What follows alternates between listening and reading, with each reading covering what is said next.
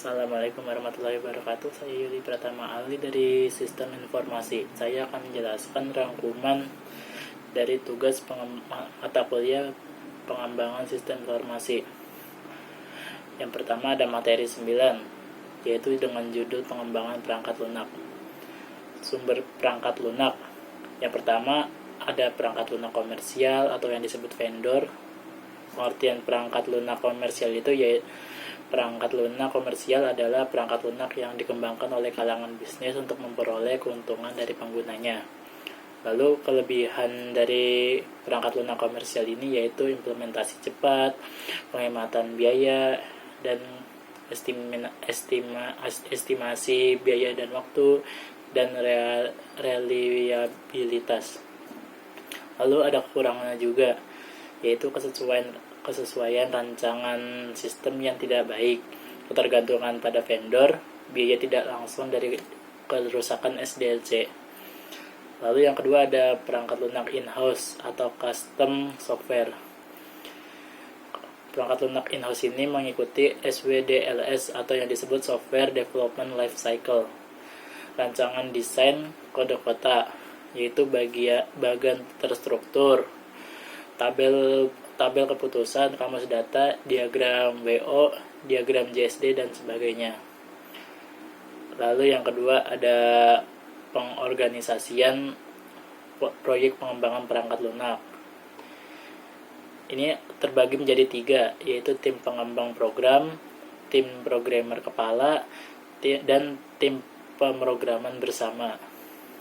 Lalu ada perancangan perangkat lunak. Perancangan perangkat lunak ini yang pertama perancangan terstruktur. Alat yang digunakan yaitu DFD, ERD, STD, bagian terstruktur, SE atau pseudocode. Yang terakhir ada WO. Yang kedua, karakteristik rancangan. Modul disusun secara hierarkis menggunakan logika, menggunakan alur kendali, repetisi dalam satu modul, konsep kendali standar. Nah, yang kedua perancangan berorientasi objek. Alat yang digunakan itu ada DFD, ERD, STD, bagian terstruktur, SE atau pseudocode. Lalu tahapannya yaitu mendeskripsikan objek, kelas, atribut, dan daftar operasi, memodelkan relasi antara objek dan kelas, dan terakhir memodelkan pewarisan menggabungkan faktor Murray. Lalu ada jenis-jenis bahasa OOP.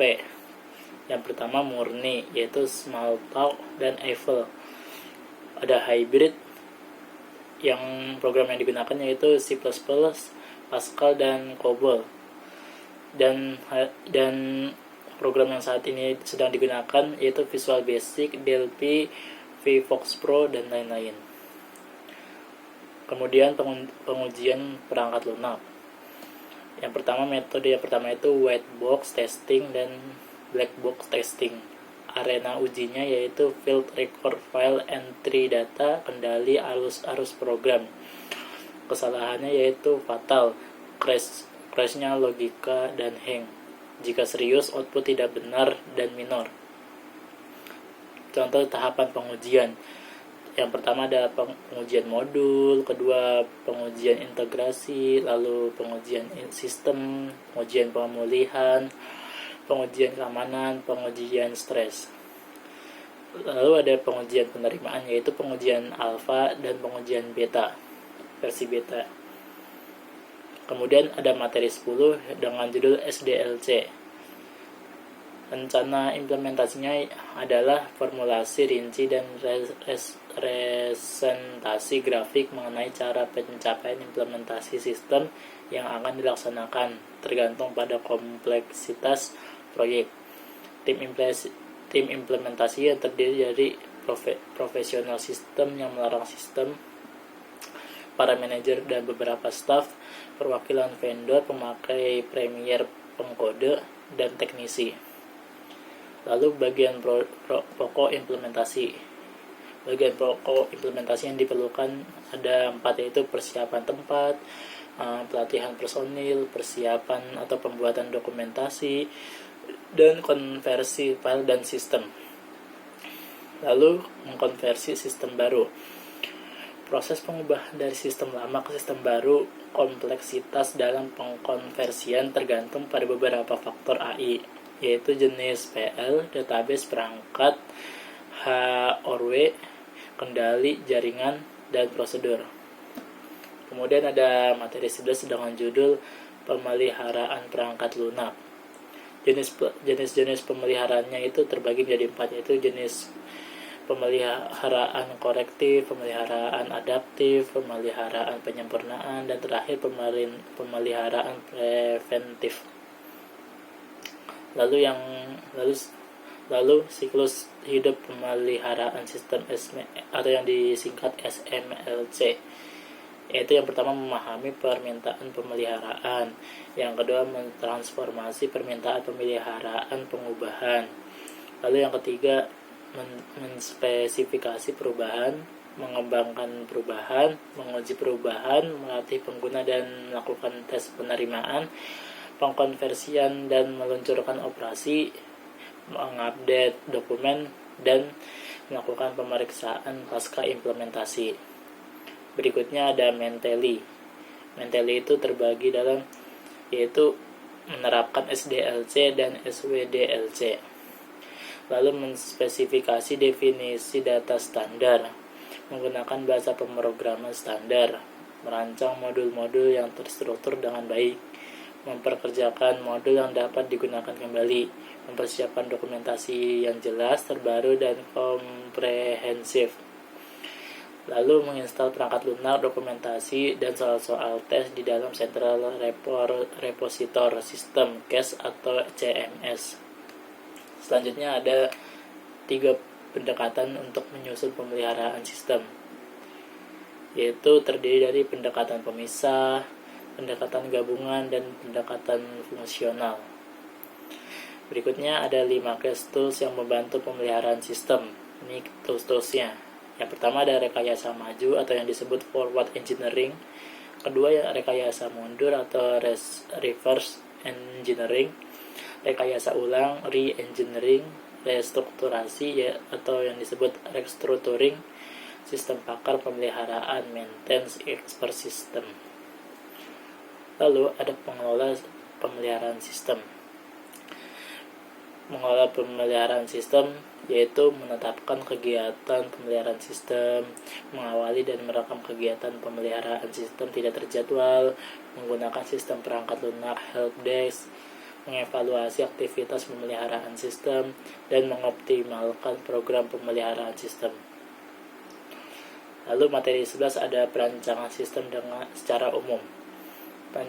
Perancangan sistem dapat dibagi menjadi 2 bagian, yaitu perancangan sistem secara umum atau perancangan konseptual, perancangan logikal atau perancangan secara makro. Yang kedua ada perancangan sistem terinci atau perancangan sistem secara fisik.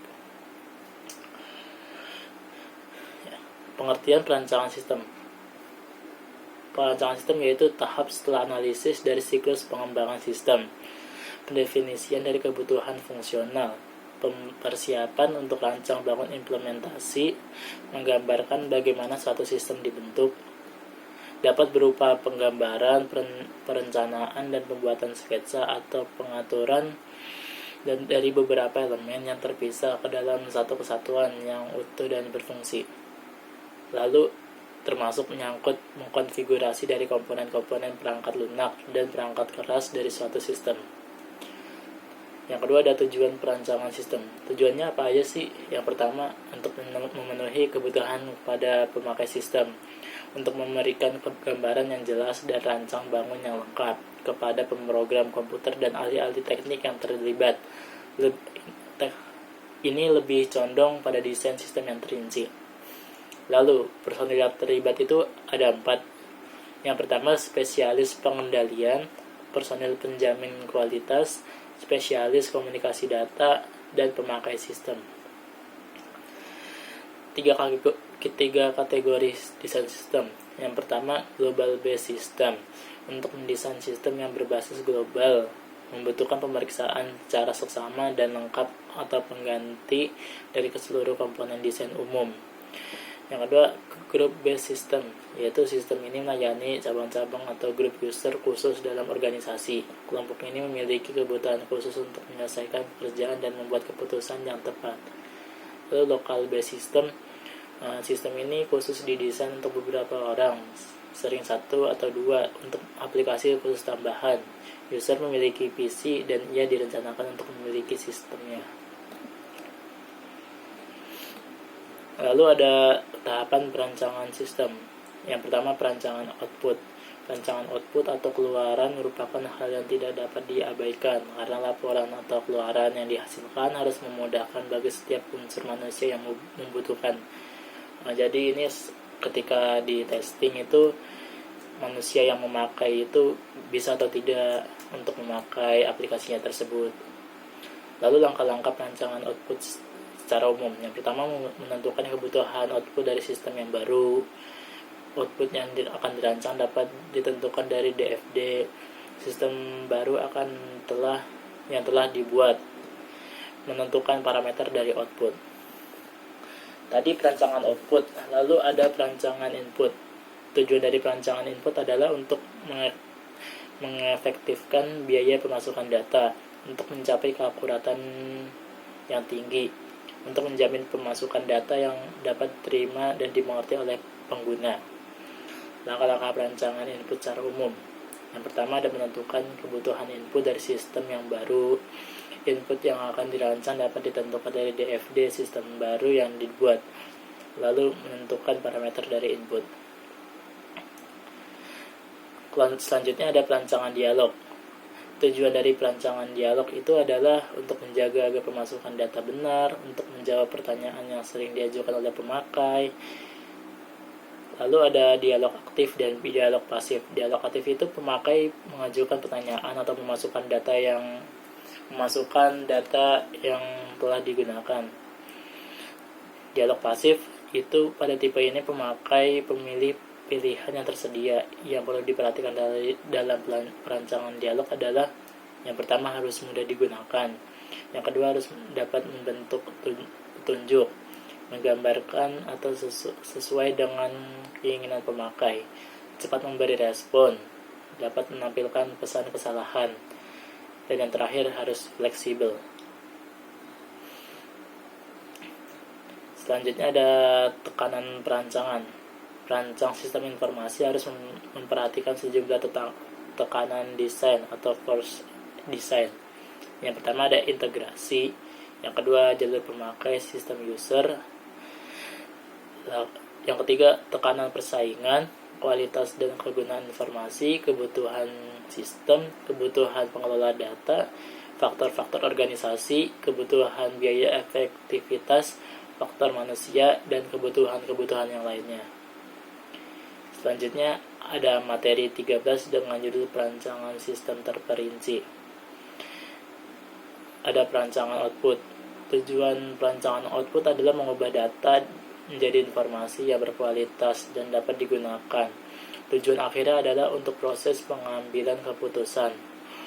Informasi yang berkualitas dan dapat digunakan meliputi hal berikut. Yang pertama ada accessibility, yaitu easy to use interface untuk mempermudah akses. Yang kedua ada timelines, yaitu sesuai waktu untuk melakukan aksi, ketepatan waktu. Yang ketiga ada relevance, untuk menghindarkan detail yang berlebih, yaitu sesuai kebutuhan. Yang keempat ada akurasi. Akurasi adalah bebas dari kesalahan, ketepatan nilai dari informasi. Yang terakhir ada usability, sesuai dengan model mental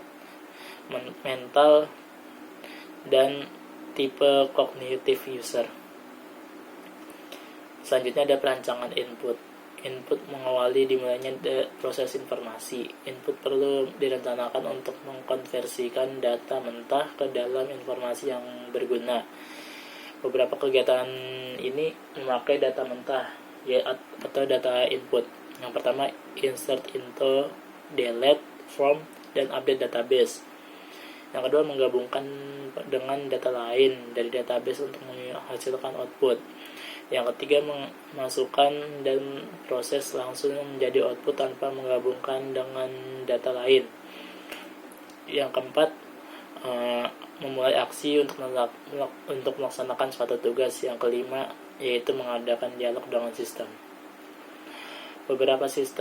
Beberapa media dengan metode yang digunakan untuk mendapatkan data dan input data, yaitu paper form yang digabungkan dengan layar data entry, electronic form, direct entry device, coding, menu, natural bahasa. Rancangan formulir kertas.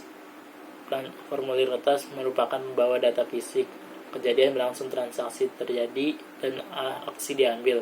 Aktivitas ini menghasilkan data yang dapat diambil dan dimasukkan ke dalam sistem untuk diproses. Materi 14, yaitu perbandingan model waterfall dan prototyping untuk PSI, pengembang sistem informasi. Yang pertama itu ada model waterfall. Model waterfall adalah model pengembangan perangkat lunak yang paling sering digunakan. Model pengembangan ini bersifat linier. Dari tahap awal pengembangan sistem, yaitu tahap perencanaan, sampai tahap akhir pengembangan sistem, yaitu tahap pemeliharaan. Tahap berikutnya tidak akan dilaksanakan sebelum tahapan sebelumnya selesai dilaksanakan dan tidak bisa kembali atau mengulang ke tahap sebelumnya. Yang kedua ada model prototyping. Model prototyping ini merupakan suatu teknik untuk mengumpulkan informasi tertentu mengenai kebutuhan informasi pengguna secara cepat, berfokus pada penyajian dari aspek-aspek perangkat lunak tersebut yang akan nampak bagi pelanggan atau pemakai. Lalu materi yang terakhir yaitu materi 15 yang berjudul membandingkan model pengembangan database. Metode software capability maturity model atau yang disingkat CMM. Kerangka kerja CMM diharapkan untuk membantu organisasi meningkatkan kematangan proses pengembangan sistem mereka. CMM disusun dalam 5 tingkat kematangan, yaitu level pertama itu ada inisial, level kedua repeatable, level ketiga define, level keempat manage, level kelima optimize. Lalu metode System Development Life Cycle atau yang disingkat SDLC. SDLC ini yang pertama ada waterfall. Metode ini bisa juga disebut dengan Classic Life Cycle. Metode ini membutuhkan pendekatan sistematis dan sekuensial dalam pengembangan perangkat lunak. Dimulai dari tingkat sistem dan kemajuan melalui analisis, desain, coding, testing, dan pemeliharaan. Pemodelan ini menyangkut aktivitas berikut, yaitu rekayasa perangkat lunak, sistem informasi, analisis kebutuhan perangkat lunak, desain, penulis program, testing, dan terakhir maintenance. Kelebihan dari metode ini yaitu metode ini masih lebih baik digunakan walaupun sudah tergolong kuno daripada menggunakan pendekatan asal-asalan. Selain itu, metode ini juga masih masuk akal jika kebutuhan sudah diketahui dengan baik. Kekurangannya yaitu sulit bagi pelanggan untuk menentukan semua kebutuhan secara eksplisit. Pelanggan harus sabar karena pembuatan perangkat lunak akan dimulai ketika tahap desain sudah selesai. Sedangkan pada tahap sebelumnya desain bisa memakan waktu yang cukup lama. Lalu ada RAD. Model RAD merupakan model inkremental dari sistem pengembangan perangkat lunak yang menekankan pada sedikitnya siklus pengembangan. Tujuan utama model ini yaitu menyelesaikan suatu proyek berbagian, sehingga proses perencanaannya pun perbagian. Model RAD menekankan pada fase-fase berikut. Yang pertama ada business model, yang kedua ada model data, proses model, aplikasi generasi, testing, dan turnover. Kelebihan dari Metode RAT ini lebih cepat dari waterfall. Jika kebutuhan dan batasan proyek sudah diketahui dengan baik, juga jika proyek memungkinkan untuk dimodularisasi. Kekurangannya yaitu tidak semua proyek bisa dicah, sehingga belum tentu RAT dipakai di semua proyek. Yang terakhir ada model spiral. Model ini mengambil fitur penting dari model waterfall dan prototyping dengan menambah elemen baru yaitu analisa resiko. Model ini mempunyai 6 aktivitas penting, yaitu customer komunikasi, planning, risk analysis, engineering, konstruksi, dan release. Customer evaluasi.